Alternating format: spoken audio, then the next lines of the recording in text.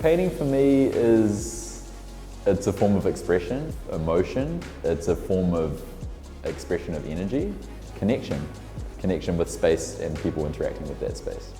I've made some incredible friends from just interactions on the street through art, through painting, some connections for life.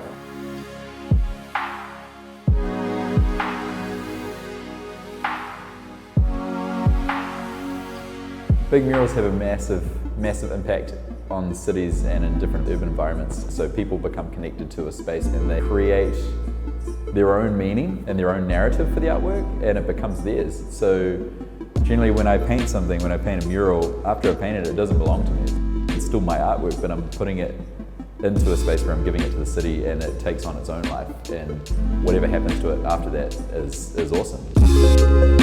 It's just more interesting than billboards and advertising. It's making a space livable and unique, and I mean, fuck, what is the world without art? Boring.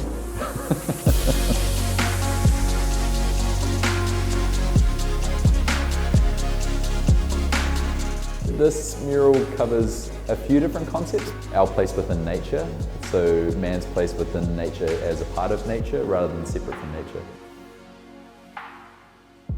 Oftentimes we view ourselves as being above and separate from nature, whereas in reality we're just organisms. We're one the same with our environment. It's only really our ego and intellect that kind of pulls us apart from that. So especially with a building like this, it's a solid concrete structure. Behind this building is Mount Victoria, so I like the idea of bringing the bush back into a space like that. So it's bringing a natural environment into a man-made environment.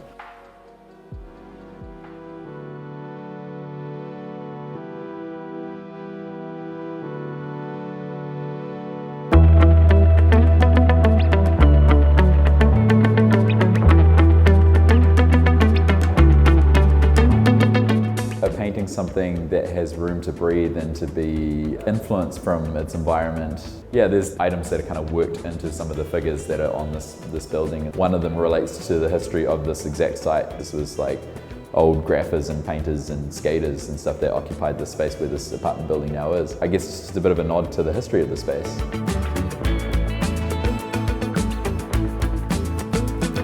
So my experience from painting this mural has been all sorts. I've had it all. I've had beautiful clear skies, I've had gale force southerly winds, I've had torrential rain, I've had hail, I even had snow one day. But that's, Wellington. Wellington is a pretty amazingly designed city in terms of the layout of the space and how it does embrace its natural environment. So you look at it as sort of a basin and it's wrapped in hills surrounded by bush, and also just rugged bushwalks, and I think that's beautiful and what would be amazing to see more cities adopt. Generally in urban and suburban spaces there are a lot of flat, boring, white walls. Because it's safe, people are thinking about the worth of their property. That's why I've loved working on this project with Arc House and with Vicinity Group on this, where it's like essentially they are open to doing things differently. They're open to like pushing those boundaries and to doing something that is challenging and has an impact.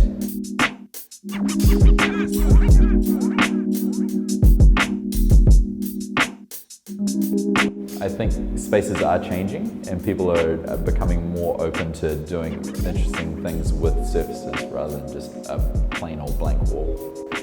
And I hope to see more. I hope it does keep going in that direction.